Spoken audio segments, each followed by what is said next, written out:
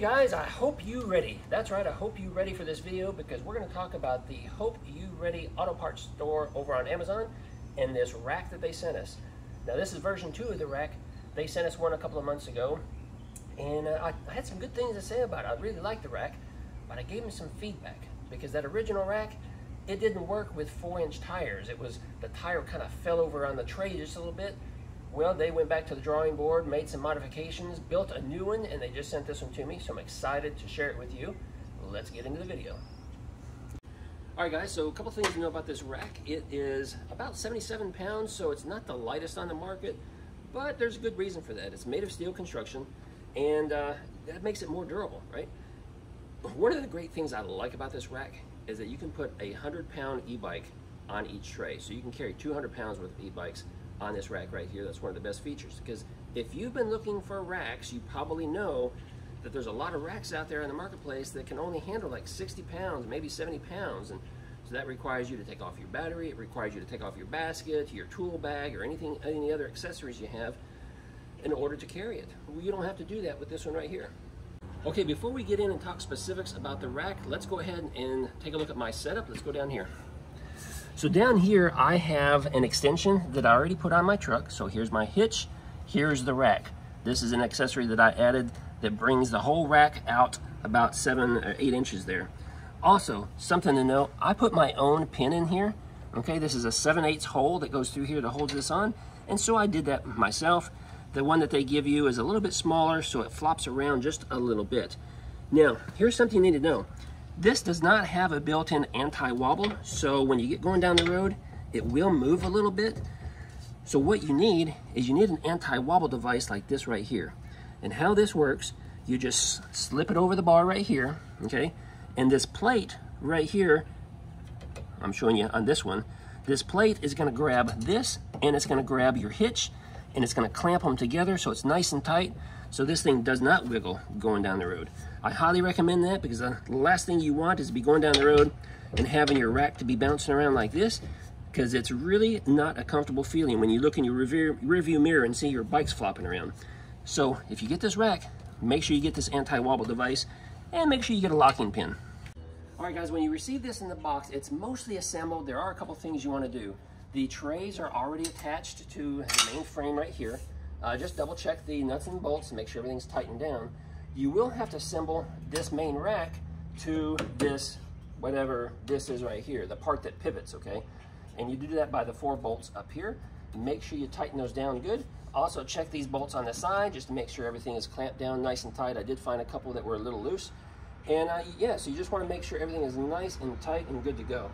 Now to operate this rack, one thing you have to do first is just go ahead and pull out this pin right here. So you're going to snap that pin off, pull it out, and by doing so, it's going to allow this rack to fold down, just like that. Now to keep it from folding all the way down to the ground, because it will go down there quite a ways, see, you're going to have to reinsert the pin. And so we're just going to insert the pin right here. And remember to snap it back in place over here, lock it in so it doesn't fall out, so you don't lose your rack. All right, to operate this rack, right down here you have another pin, so you're going to need to pull that out. So we unlock it, slide it out. Right here we have a rubber strap, okay? And it's easier if you pull it from the underside because you got to stretch it, pop it off that little pin, and by doing so, it's going to allow you to raise this part of the rack up. When you get it up, remember you got to put this pin back in place. So we're going to reach in here, slip that pin back in there, just like that. So now it's locked into place. All right, now that we have this upright right here, you'll see that we have these 2 really big clamps that allows us to grip each bike that is on each rack. Each one of these will slide up and down, okay, so you can move them around however you need. They do not extend outward, okay, so what you have here is what you have, but they do rotate and you can spin it around. Okay, and right down here, on more expensive racks, you don't have as nice of a hold down for your bike. This is designed so it goes through the tire of your bike to help hold your bike secure. So if anything happens up here with this clamp, your bike is still going to be attached to the rack. Look how easy it is. You push and you pull it out. It's just that simple. There are other racks out there that I have something similar, But these, they're not attached to the rack, okay? You just have to manually attach them on both sides. They're easy to lose because they get loose, they fall off, or you misplace them. Well, this is attached back here on the rack, and it's so nice to use because, you know what? If I had to, I could do this one-handed, I believe. Stick that in there. Look, just like that. Lock down that tire. All right, guys, and this is one of the best features of this rack. And I already talked about some features that I really liked. Best feature of this rack. Right down here on the bottom, you got a little knob. You loosen that little knob, and guess what happens? Voila. You have a built-in ramp.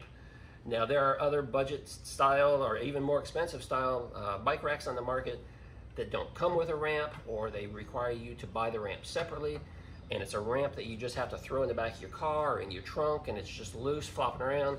Maybe you forget it at home and you're at the trailhead and you want to unload your bikes, but you forgot your ramp.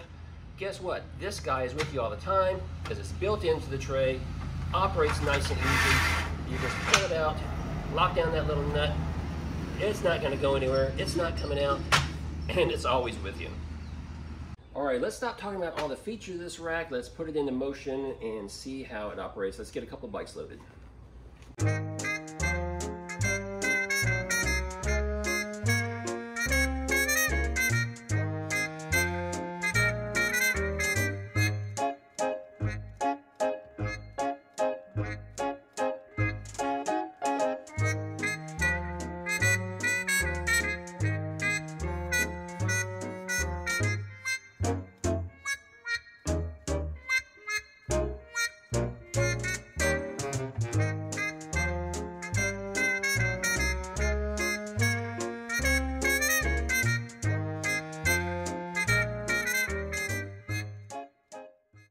We just tried loading a full-size bike that did have a crossbar because it was more like a mid-step, high-step type style bike, but it's really tall on those 26-inch tires.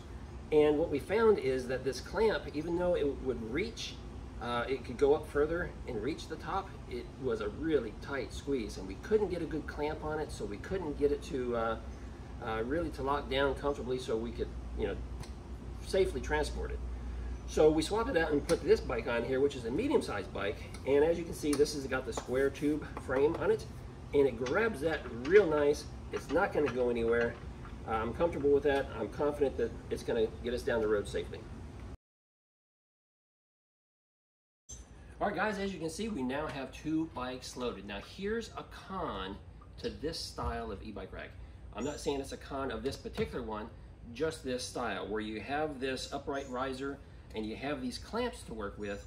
One of the things that you run into sometimes is, depending on the frame style of your bike, the clamp doesn't necessarily reach the bike frame too well in order to get a good clamp on it. So for instance, if you had a low step bike like this one here, oftentimes this clamp, you can't even reach it. They do sell an aftermarket product that you might want to get.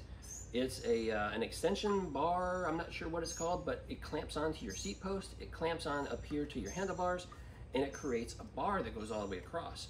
You can get two of those for about $60. I'll make sure there's a link down below.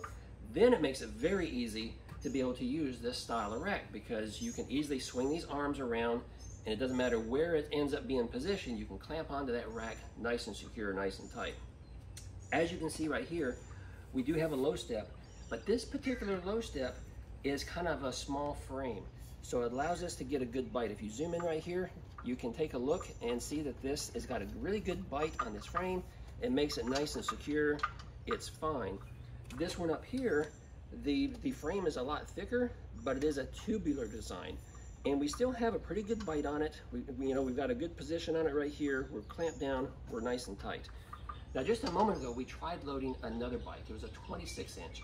And it was one that did have a crossbar, but it was rather thick and big, and we're having a hard time getting this position to where it would clamp down on it. And it's just the angle, because you're kind of limited on how these clamps work. They don't pivot and they don't manipulate in different angles. It's kind of, it's rigid and stiff, and it is what it is. And so we weren't able to get it in a position where we could get a good clamp on it, so that bike didn't work.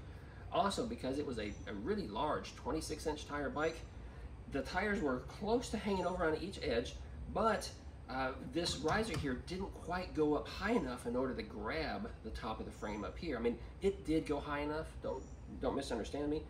It just wasn't so we could get it in a good angle to get a good bite to grab the bike. And I wasn't real comfortable with the idea of taking that particular bike for a ride. But certainly for slightly smaller bikes, bikes that have that are step overs, or bikes that are step throughs, as long as you get to that accessory bar, you won't have any problems using this rack right here. I think you'll be very happy with it. Well, the next thing you need to do before you get ready to go anywhere is make sure you secure your ramps. So we're going to slide those in. We're going to lock them down. Slide that one in. Lock it down. Isn't that easy? It's such a great feature. Then you make sure you take these wheel straps and strap down your tires. All right, I didn't mention this great feature right here, and that is these wheel straps. They're built into the bottom of the frame right here, but if you loosen this knob, they're adjustable. You can slide them to wherever your tire is. So for instance, my tire is right here. Slide it there, lock it down, take this strap, feed it through. Oh, let's make sure it's not twisted. Feed it through the tire, through the spokes, and cinch it down. Nice and easy. That bike is secure. It's not going to come off that rack. Let's do the same thing to this side. We're going to loosen the knob, reposition it, tighten it back down, take our strap, feed it through.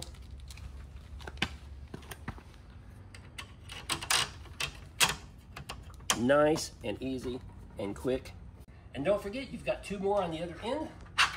Reposition, tighten it down, take your strap, feed it through, feed it through.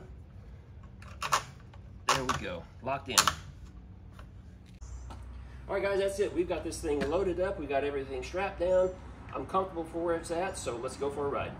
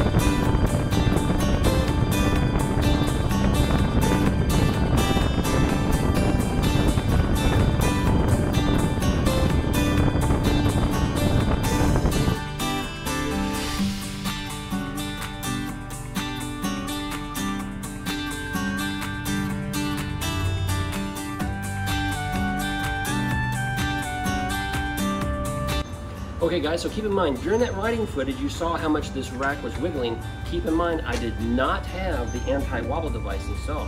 If you buy that aftermarket anti-wobble device for about $20 and bolt it on, it's gonna keep this really nice and stiff, and it's not gonna wiggle a whole lot. Now, even though we just went a few miles, what I've noticed so far is that everything seems to be locked down, still nice and tight. However, what I did notice is this top one right here, it did slip and come loose just a little bit. So come on over here and take a look. You can see it's not in the same position that I had it in earlier when I had it tightened down. So it did slip up just a little bit, and that's something to just keep an eye on. Anytime you're transporting any type of cargo, whether it's a bicycle on a rack or whether it's other cargo on a trailer in the back of your truck, after just a few miles of riding, you need to stop and just check everything and make sure everything is still nice and secure because things tend to kind of loosen just a little bit as you start bouncing, and you just want to make sure everything gets nice and tight and secure before you take that long trip. Hey, that's going to be it for this video. Really want to thank Hope You Ready Auto Parts over on Amazon for providing this rack for us so we can come and test it out and check it out. If you're interested in this, make sure you follow the link down below and go check it out for yourself. I think it's a good value for what you're getting. And if you have any questions, comment down below. Give us a thumbs up if you like this video. If you're new here, make sure you subscribe.